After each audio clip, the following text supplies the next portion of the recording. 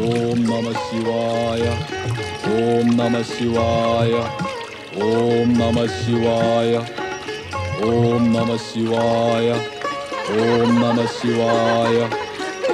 ఓం నమః శివాయ.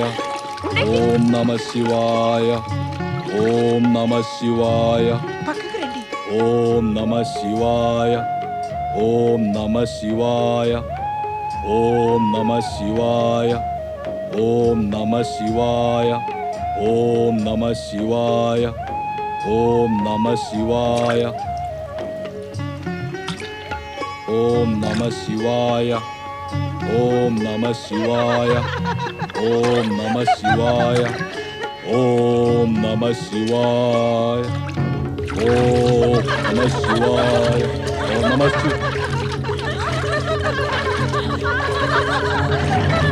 ఓం నమః శివాయ. ఓం నమః శివాయ. ఓం నమః శివాయ. ఓం నమః శివాయ. ఓం నమః శివాయ. ఓం నమః శివాయ.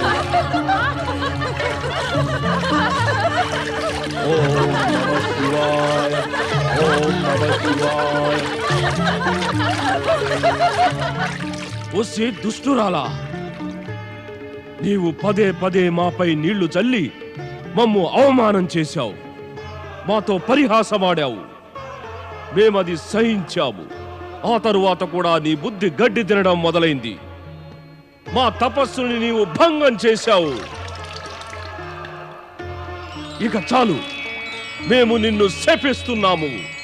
నీటిలో పడి ఉండేటటువంటి గేదెలాగా నీవు గేదె రూపిణివై దుర్గతి ప్రాప్తి చెందుగాక.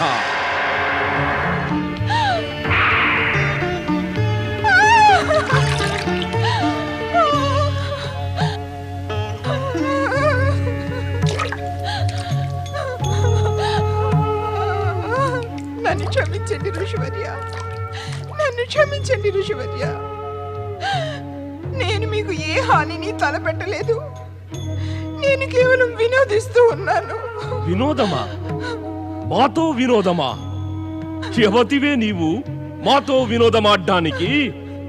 నీ వయస్సు చూడు, మా వయస్సు చూడు, నీ జీవితం చూడు, మా జీవితం చూడు. నీకు ఈ దుడుకుతనం మాతో వినోదించడానికి ఎలా వచ్చింది? మాకు నీవెవరివో తెలియదు. నీవు మమ్మెరుగవు. ఇంకా మాతో నీవు వినోదించడం ఎందుకే? పొరపాటైంది ఋషివర్య, క్షమించండి, క్షమించండి. పొరపాటుకి క్షమించడం కాదు, దండనను విధించవలే మూర్ఖురాలా. నేను నీకు దండనను విధించాను. నీవు మా తపస్య భంగం చేశావు. అందుకని నీవు క్షమాపణకి యోగ్యురాలివి కాదు. దయ చూపండి ఋషివర్య, దయ చూపండి. ఇప్పుడు దయ కోసం యాచిస్తున్నావా? నీ చిలిపితనంతో మా మీద నీళ్లు చల్లుతున్నప్పుడు ఆలోచించలేకపోయావా? అప్పుడు పరిణామ భయం లేదా నీకు? దుష్పరిణామ భయం లేకపోవటం వల్లనే దుష్కర్మలు జరుగుతాయి. దుష్కర్మ అనేది ఎలాంటి పిశాచి అంటే దాని వల్ల కలిగే దుష్పరిణామాలనే అనేక సంతతికి అది జన్మనిస్తుంది. ఇప్పుడు నీవు అనుభవించు. ఋషివర్య,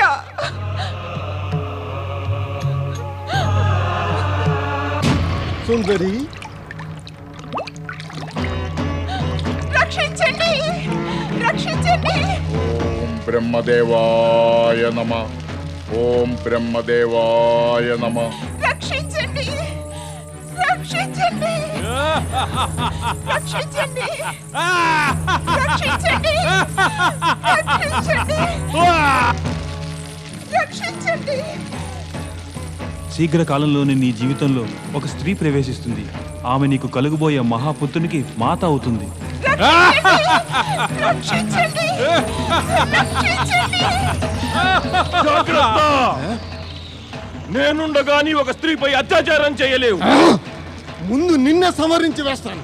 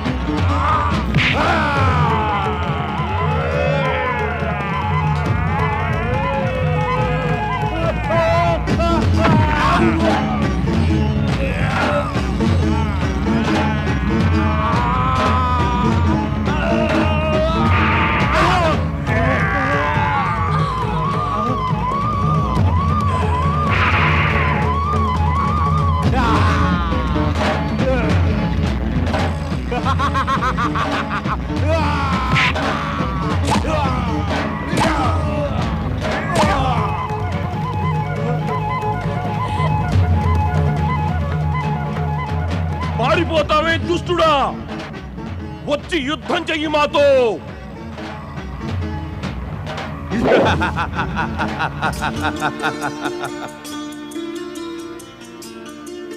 అగ్నిదేవుడు నిజమే చెప్పారు.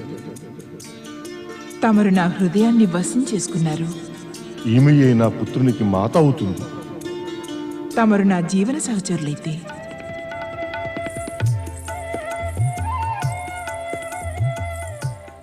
మహాబలి, ఈ వన్య ప్రదేశంలో తమరి దుష్టుని బారి నుంచి నన్ను రక్షించారు. నేను ఈ ఉపకారాన్ని జీవితాంతం గుర్తుంచుకుంటాను. నిజం చెప్పాలంటే నా తపస్యే నిన్ను నా వద్దకు తెచ్చింది. కానీ నీ శిరస్సుపై ఈ కొమ్ములేమిటి? ఋషివర్యుల శాప కారణంగా నాకీ దశ పట్టింది. నేనిక్కడి రాజా పృథ్వీసేనుని పుత్రికను, రాజకుమారి శ్యామలను. అయితే శ్యామల, నీవు నా పుత్రునికి మాతవయ్యదవా? మహాబలి అయ్యుండి కూడా తమరు తపస్సులు. తమరు తమ తపస్య బలము, ప్రభావంతో నా పూర్వరూపాన్ని తిరిగివ్వగలరా?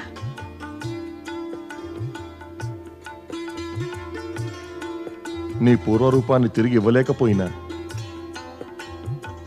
ఈ రూపంలో కూడా మేము నిన్ను స్వీకరిస్తాం. ప్రియ దానవ సైనికులారా, యక్షరాజా, యక్షమిత్రులారా, ఈ వేళ నుండి రాజకుమారి శ్యామల మాకు పట్టపురాణి. ఈమె నా పుత్రుడు దానవ రాజకుమారునికి మాత కాబోతోంది. ఈమె దానవ వంశవృద్ధికి సహాయకురాలు. దానవరాజు రంభునికి, దానవ మహారాణి శ్యామలకి.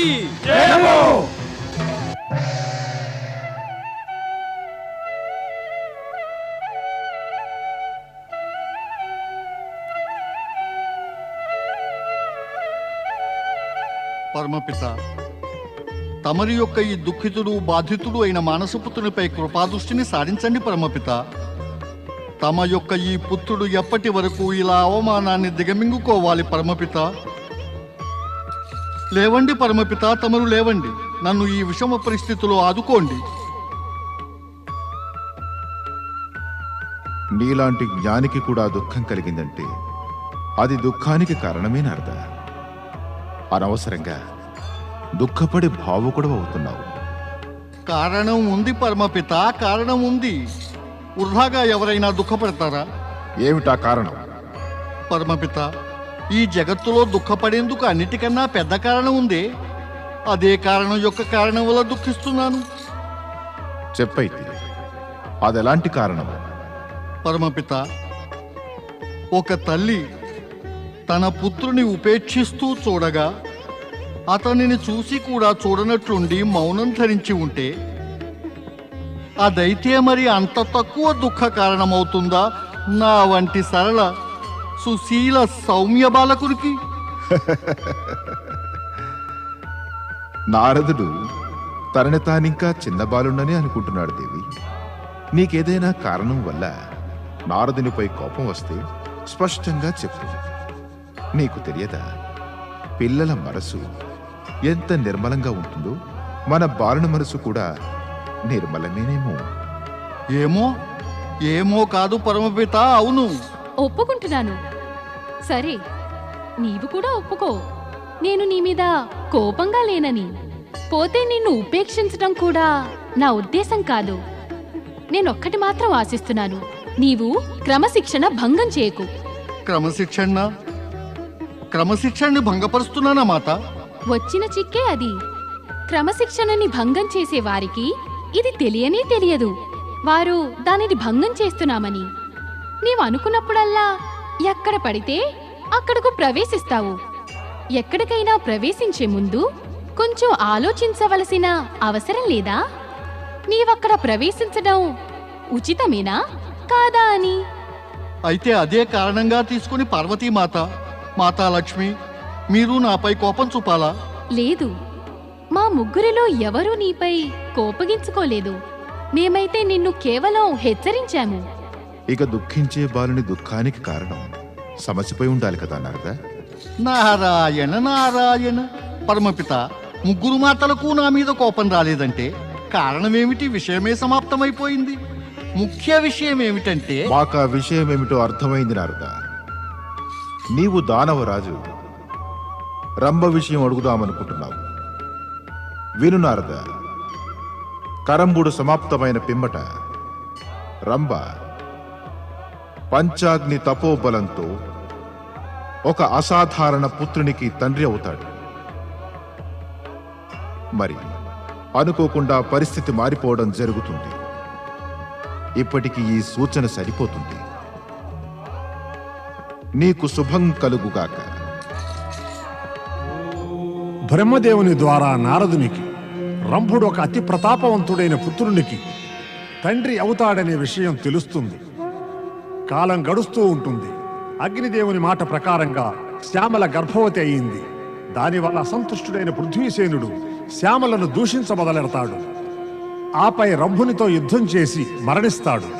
పృథ్వీసేనుడి బాధ నుండి విముక్తి పొంది ఒకనాడు రంభుడు శ్యామల సంతోషభరితులై రథాన్ని అధిరోహించి వనవిహారానికి బయలుదేరారు.